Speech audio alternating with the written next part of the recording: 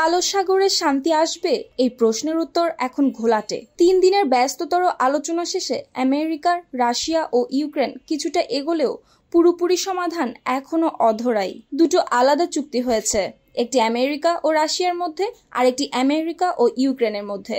মূলত উভয় পক্ষই নিরাপদ নৌ পরিবহন, সামরিক ব্যবহারের জন্য বাণিজ্যিক জাহাজের অপব্যবহার বন্ধ এবং জ্বালানি অবকাঠামোর ওপর হামলা নিষিদ্ধ করতে রাজি হয়েছে। চুক্তিতে সাধারণ নাগরিকদের অবকাঠামো সুরক্ষার কথা স্পষ্টভাবে বলা নেই, এটাই ইউক্রেন প্রেসিডেন্টের বড় আক্ষেপ।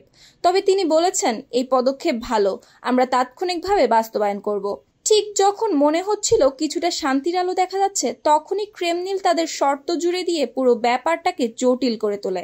ব্ল্যাক সিতে যুদ্ধবিরতি তখনই কার্যকর হবে যখন রুশ ব্যাংক, বিমা কোম্পানি, বন্দর ও জাহাজের উপর নিষেধাজ্ঞা উঠে যাবে।